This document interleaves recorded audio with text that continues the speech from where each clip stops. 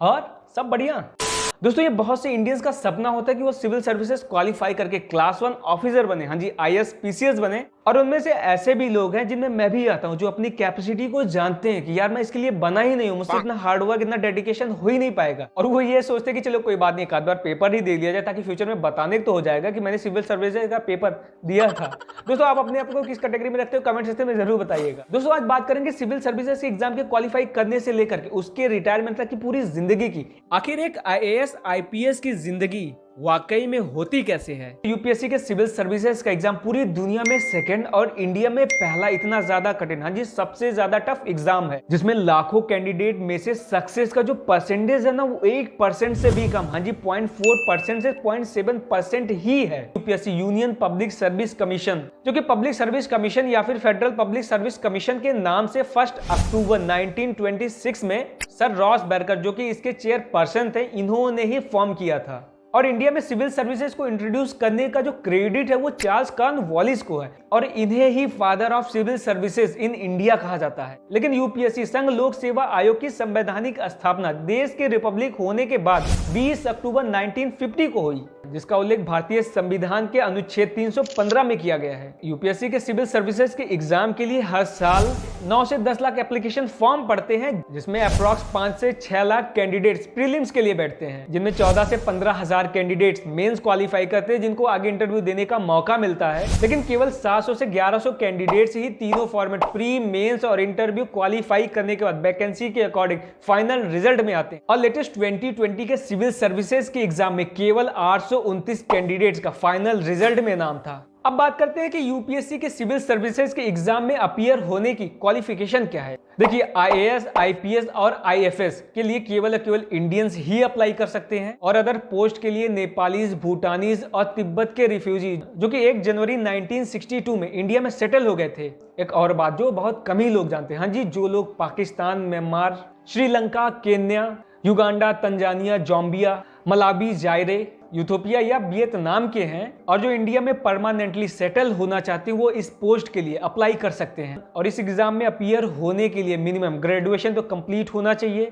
As minimum 21 वर्ष होना चाहिए, जिनमें जनरल कैटेगरी के कैंडिडेट्स के लिए मैक्सिमम 32 एज तक 6 बार, ओबीसी कैंडिडेट्स 35 वर्ष तक 9 बार, एससी एसटी कैंडिडेट्स 37 साल तक अनलिमिटेड बार अप्लाई कर सकते हैं। और एक्स आर्मी पर्सनल को अप्लाई करने के लिए विभिन्न तरह की और भी छूट दी जाती हैं। Now let's talk after selection क्या होता है।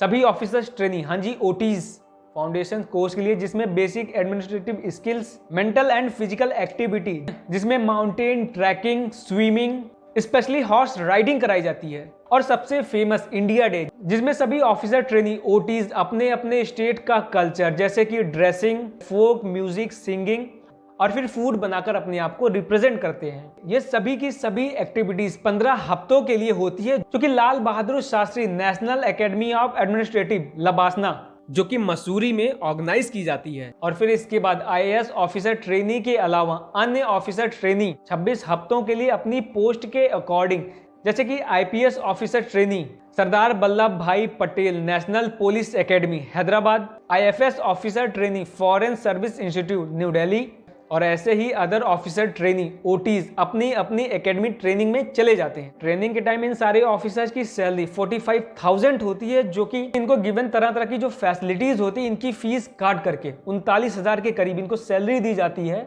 और इन ऑफिसर्स की ट्रेनिंग कंप्लीट करने के बाद जब इनकी ज्वाइनिंग होती है, जो इनकी सैलरी होती है 56,000 से लेके 2.5 लाख तक होती है। नाउ भारत के क्लास 1 ऑफिसर्स की ट्रेनिंग के बाद की जिंदगी कैसे होती है।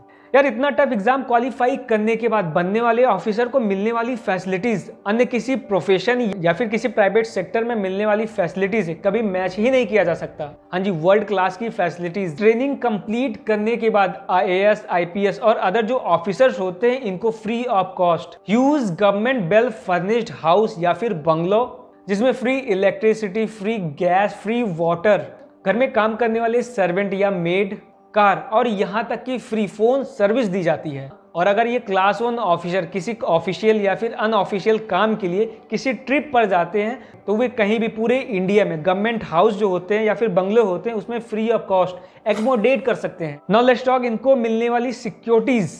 यार क्लास 1 ऑफिसर, हाँ ये हाई प्रोफाइल वाले पर्सन है और इनकी जॉब उतनी ज़्यादा डेंजरस भी होती है। जिसकी वजह से इनको और इनकी पूरी फैमिली को सिक्योरिटी गार्ड्स प्रोवाइड किए जाते हैं।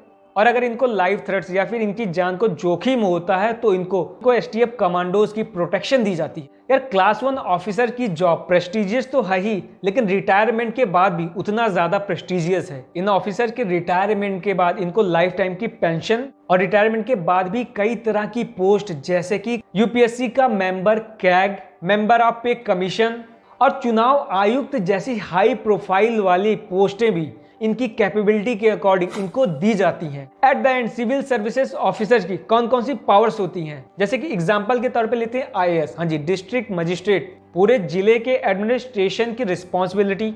वहीं आईपीएस ऑफिसर की पूरे जिले की पुलिस सेवा को कंट्रोल करना, उनकी पावर्स को मेंटेन करना, पब्लिक पीस बनाना और टेररिज्म एंड अदर क्राइम को रोकने की रिस्पॉन्सिबिलिटी होती है। और अदर्स ऑफिसर्स की भी इसी तरह की जिम्मेदारी और पावर्स होती हैं। बस आज के वीडियो में इतना ही। दोस्त, आपको क्लास 1 ऑफिसर्स की लाइफ किस तरह इंस्पायर करती है और आपकी लाइफ का एम, गोल क्या है, उसको कमेंट सेक्शन में जरूर लिखें। और अगर आपका कोई सजेशन या फिर कोई टॉपिक है जिस पर आप वीडियो चाहते हैं तो आप उसको कमेंट सेक्शन में लिख सकते हैं। मिलते हैं अगली एक और इंटरेस्टिंग वीडियो में, तब तक के लिए अपना और अपनों का बहुत ज्यादा ख्याल रखिएगा। जय हिंद।